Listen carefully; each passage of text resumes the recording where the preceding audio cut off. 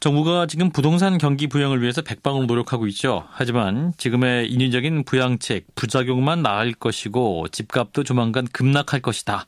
또 이러한 분석이 곳곳에서 나오고 있습니다. 앞으로의 집값 전망 그리고 정부의 부동산 정책의 효과, 단국대학교 도시지역계획학과의 조명래 교수와 짚어보겠습니다. 교수님 안녕하세요. 네, 안녕하세요.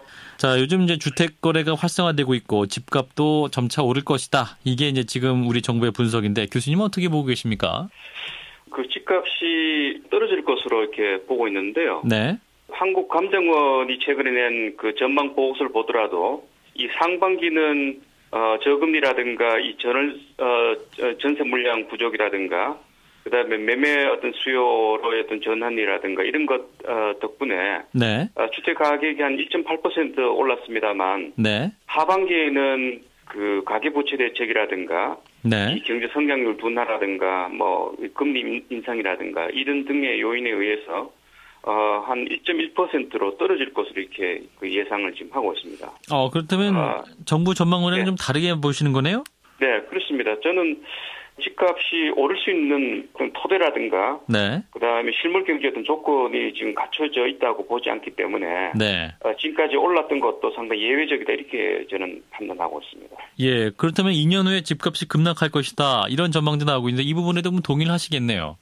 원래 이 그 신규 분양이 많이 지금 이루어지고 있습니다. 네. 가령 지금 상반기 정부 아파트의 신규 물량을 보게 되면 한 22만 가구 정도 되는데 네. 이것은 지난해 같은 기간에 한 2배 정도 되는 물량입니다. 네. 그리고 하반기도 많은 한 16만 정도 지금 분양이 지금 될 전망인데요. 예.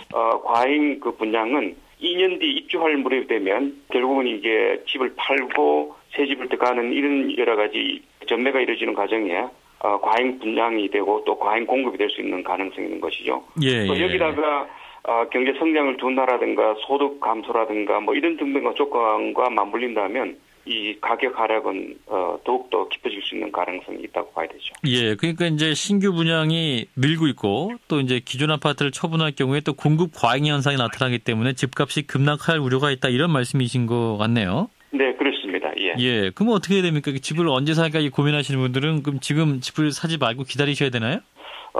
많은 전문가들을 포함해서 많은 전문가들이 가격이 하락할 것으로 보고 그 하락의 추세는 당분간 지속된다고 본다면 특히 이제 과도한 그 대출을 끼고 주택을 살려고 하는 것은 지금의 어떤 시점에서는 조금 신중해야 된다고 저는 보고 있습니다. 예, 그런데 이제 금리가 요즘 굉장히 낮지 않습니까? 그래서 이제 네. 또 집주인들은 전세값을 많이 올리거나 월세로 돌리고 그래서 전세집이 없잖아요. 그래서 이제 세입자들은 아예 이참에 빚을 좀 내서 집을 좀 사자 이런 전략을 돌리시는 분이 많은데 이러면서 이제 주택 거래가 늘고 또 집값도 오를 것이다. 이 상승 기조가 있을 것이다는 건 정부 예상 아닌가요? 근데 그게 이제 정부가 그 주택 경기 활성화라든가 네. 내수 인장을 위해서 인위적으로 이제 그 가격을 뒷받침하는 정책을 내놓으니까 네.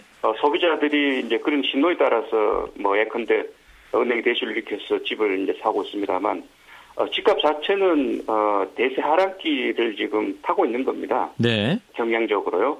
그렇기 때문에 지금 특히 이제 저소득층이라든가 신세대들이 은행 과다한 어떤 그런 그 대출을 일으켜서 집을 사는 것은 사실은 그 미래의 어떤 그 가격 하락에 따르는 그 위험을 안고 이제 사는 것이기 때문에 폭탄을 안고 사는 것 같은 이제 그런 효과가 있다고 저는 보고 있는데요. 네. 그게 이제 유럽이 지금 그렇습니다. 유럽에서도 특히 이를테면 스페인이라든가 이탈리아라든가 네덜란드 같은 경우에는 우리나라 같이 집을 사도록 하는 정책을 줄곧 펴왔고요. 네. 반면 독일 같은 경우에는 세입자들을 중심으로 하는 임대주택 정책을 펴왔는데 특히 그 네덜란드 같은 경우에는 뭐 모기지 제도를 갖다 완화하거나 집을 더 쉽게 살 수 있도록 여러 가지 제도를 완화한 덕분에 집은 샀습니다만 가격 하락이 그만큼 더 많이 심해져서 특히 2008년에 그 글로벌 경제 위기를 겪을 때 독일이라든가 이런 나라들에 비해서는 지금 말씀드린 네덜란드, 스페인, 이탈리아 이런 나라들은 가격 하락에 따르는 국민 경제의 어떤 어려움이 더 이제 심하게 나타났던 이제 그런 경험을 했던 바가 있습니다. 예, 그 집값이 이제 하락할 것이다, 뭐 이런 전망을 하시는데 얼마나 떨어집니까, 그러면?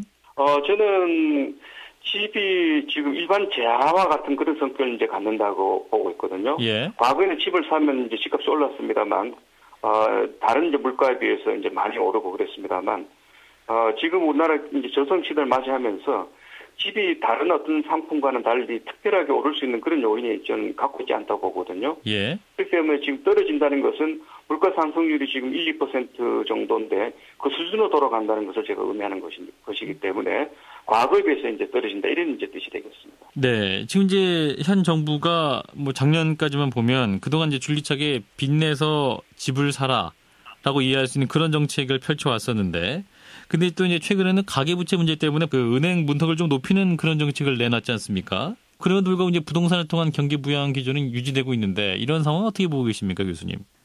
사실 부동산 시장에서 매매 수요가 임대 수요로 바뀐 것은 벌써 한 2007, 8년부터입니다. 예. 그게 이제 이명박 정부가 이제 그 등장하는 시점과 맞물리는데요.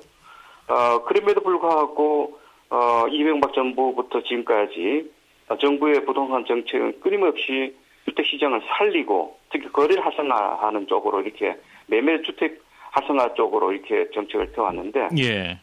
제가 보고 이와 같은 이 정부의 정책은 사실 이제 고목나무에 꽃피우식 같은 이제 그런 의미를 이제 갖고 있다고 보거든요. 네. 그만큼 시장의 수요는 매매로부터 임대라든가 이런 쪽으로 넘어가는데 정부는 끊임없이 매매 활성화를 통해서 모든 것을 해결하려는 이런 정책을 줄곧 펴왔던 것이죠. 예. 이렇게 그 정책을 펴온 까닭은 주택을 산업으로 바라보는 이제 그런 관점에 의존해 있기 때문에 그렇습니다. 예, 그런데 이제 청와대 안종범 경제수석은 이런 말을 했습니다, 어제. 그러니까 정부가 뭐 최근에 빚을 내지 말라는 어떤 기조로 바뀌었다는 지적에 대해서 정부가 언제 빚내서 집 사라고 했냐, 그런 적 없다, 또 이렇게 좀 해명을 했거든요. 이 해명 어떻게 봐야 될까요? 네, 저는 그런 그 주장의 근거가 뭔지 잘 모르겠습니다. 또 뭐를 의미하는지 잘 모르겠습니다만, 네. 지금 현재 그 박근혜 대통령께서는 이미 인수위 시절에 사람들이 집을 사지 않고 전세로 돌아가는 이 현상을 두고 시장이 비정상이라고 말씀하시면서 네네. 이미 그때부터 정책을 시장 거래 활성화, 특히 이제 매매 주택 거래 활성화 쪽으로 이제 급선을 했고요. 예. 특히 이제 최경환 부총리가 부총리로 이제 취임하면서부터는 내수 경기 어떤 진작이라든가 뭐 소득을 이제 높인다는 여러 가지 이제 명분을 내세워서 예. 특히 DTI를 LTV 규제 완화, 그다음에 금리를 그동안 기준금리를 3번이나 낮추고 초저금리 여러 가지 어떤 그런 대출 정책을 이제 폈던 것은 한마디로 빚을 내서 집을 사라는 정책 전형이기 때문에 예. 그 안종범 경기수석이 지적하시는 그 빚내서 집을 사라는 정책 펴지 않았던 것을 저는 주장할 수 있는 정책의 어떤 그 내용이라든가 근거를 찾을 수 없습니다. 예, 사실상 뭐 정책의 내용은 어떤 빚을 내서 집을 사라는 것을 유도하는 것은 명백한 사실인데 그런 부분에서는 네. 아니다라고 말을 하니까 네. 좀 당황스럽다는 분위기가 좀 많은 것 같습니다. 네. 자, 그런데 이제 이 부동산 거품이 이제 꺼지고 이제 집값이 계속 하향 추세 떨어지게 되면 근데 우리 경제와 실물 경제에 좋지 않은 영향을 끼친다, 이런 지적도 사실 많이 있지 않습니까? 그래서 뭔가 좀 집값이 떨어지게 되면 우리 경제 전체가 좀 안 좋아질 것이다, 이런 불안함도 있는데 이 부분은 어떻게 봐야 될까요? 뭐 집값이 급격하게 떨어지는 것은 실제 이제 그는 여러 가지 이제 휴증을 많이 날 수 있기 때문에 바람직하다고는 볼 수는 없죠. 예. 하지만 집값 하락이 마냥 나쁜 것은만 아니라고 저는 보는 게요. 예. 우리나라 국민 경제에서 이 토건 건설업이라든가 이 부동산 관련 산업이 너무 이제 비중이 큽니다. 네네. 이를테면 OECD 어떤 그 평균과 비교한다면 같은 그 소득대에 있어도 우리나라의 토건 건설업의 비중은 늘 2배 이상이 됐던 겁니다. 이러다 예. 보니까 이제 자본이 생산적으로 이제 활용되지 못하고 이 국민의 어떤 부가 부동산 쪽으로 이렇게 과도하게 치우쳐 있고 투기화돼 있고 또 이 부동산 가격을 유지하기 위해서는 지속적인 어떤 개발이 이루어져야 되고 네. 또 집값이 이제 과다하게 높다 보니까 저소득층들의 어떤 주거의 어떤 그런 불안이 심화되고 이런 휴증이기 때문에 저는 한국 경제 선진화라든가 이런 것을 위해서는 부동산 경제를 일정하게 좀 적정 규모를 유지하는 이런 정책이 저는 필요하다고 보고 있습니다. 예, 적정 규모 유지한다. 그건 무슨 말씀이시죠?